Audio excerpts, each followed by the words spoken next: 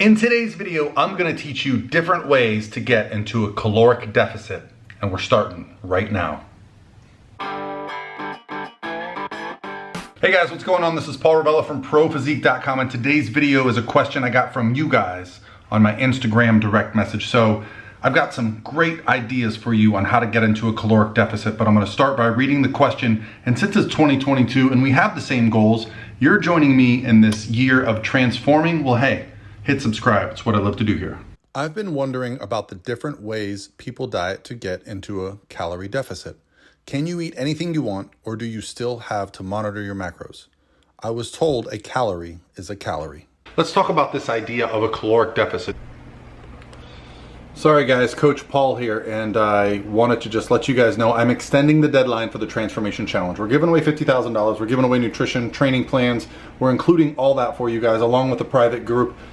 The Transformation Challenge starts in a week. The late entry fee started today, but I'm pushing it back until midnight of Monday. So if you're interested, join now. Now back to the video. It seems to be a common term that we hear all the time, but what does it actually mean? A caloric deficit, I look at it as a 24-hour window, whereas we're taking in calories in the form of food and drinks, and we're burning calories, well, in the form of, whether it just be breathing and talking, or you can burn calories in the form of exercise, cardio, those kind of things. So to be in a caloric deficit, it simply means that over the course of 24 hours, you're actually taking in less calories than you're burning, okay? However, there is a way to do that all the time and still not lose body fat, right?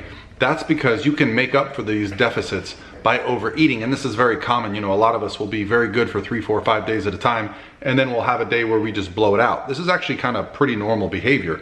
If you look at, what most people do when they overeat, they undereat the next day. If you undereat one day, you might overeat the next day. Our bodies have a thermostat that likes to keep body fat where it is. So if you would like to change your body fat, you're going to have to change your behavior. So let's talk about some of the more common ways to create a caloric deficit. A lot of times people try to avoid tracking, right? Because tracking requires that you actually pay attention to what you're putting in your mouth, and you start tracking the calories in the foods, the drink that you eat. Instead, what they'll do is they'll use something like a very low calorie diet where they just follow a plan that they're given.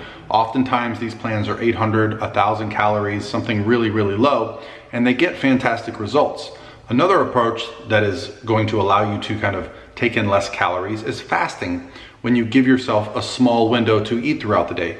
These rules, essentially, whether you follow this meal plan, whether you follow a fasting plan, if you're not tracking, what it's doing is it's limiting the amount of calories you're taking in by changing your behavior. So, though you changed your behavior and you've lost some weight, there are some pitfalls to these approaches. The most common pitfall I see with these approaches where you don't really take in accountability into hand, you just start to restrict calories through using a diet, or you use some form of fasting where maybe you don't eat for certain times of the day, is that when you go back to your normal behaviors, and most people do, you end up putting the body fat back on and perhaps putting on more body fat. So while these can be good short-term solutions, I find that there is still a better approach. Now, you also asked me the question, is a calorie just a calorie? Well, the measure of unit that you're talking about is kilocalorie. And yes, a kilocalorie is a calorie, but however, there are benefits to different food sources over others, and that's what we can talk about.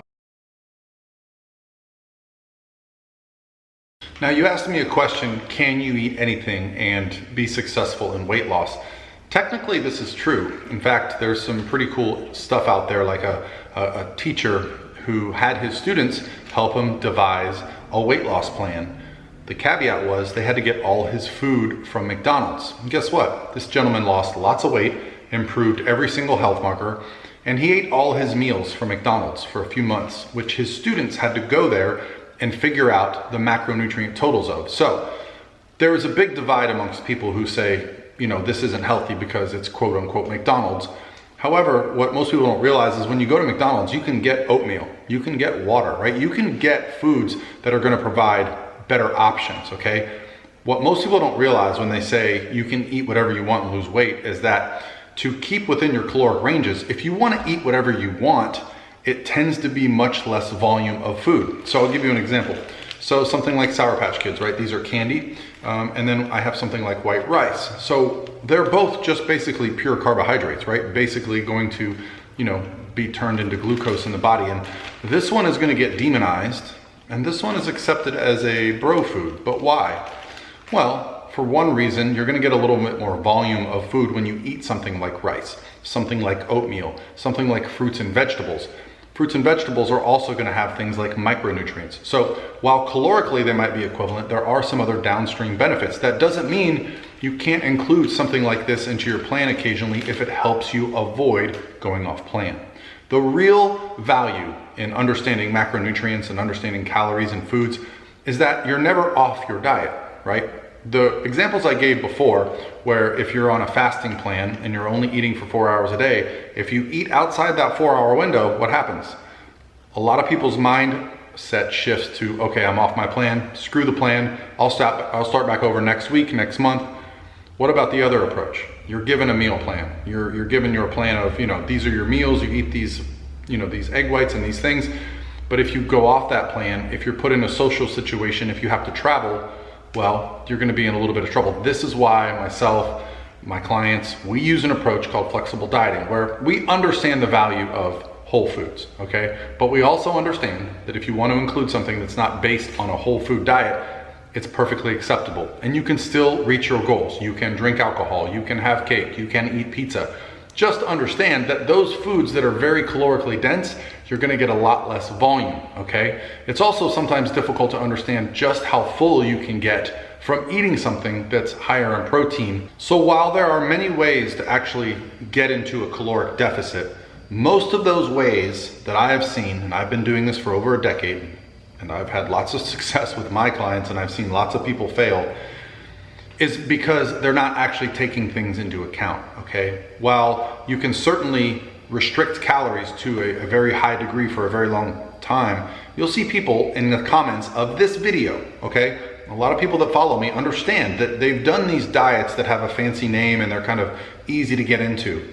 They lead you to a place where you don't actually have accountability, okay? If your protein is too low, you're likely to be losing lean body mass along the way. If you lose lean body mass and body fat at the same time, when you put the body fat back on, you don't typically put on the lean body mass, so you end up in a worse place than you've ever been.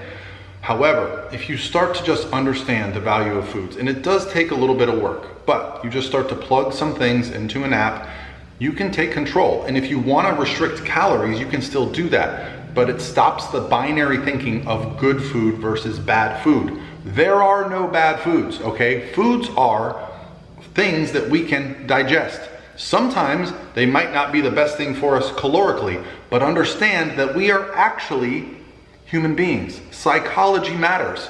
If I told you that you could never have chocolate chip cookies again because of this diet, would you want to do that diet?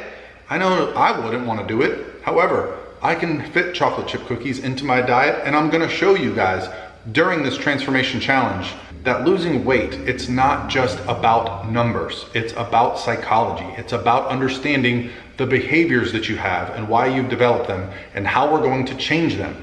Once you learn to control what you put in your mouth, what you do with your daily routine, you learn to control everything in your life. There is so much power in that, guys, and that's why we're doing this transformation challenge. That's why we're giving away $50,000, because I want what I have figured out for everybody. All right, guys, hope you guys are having an awesome Monday.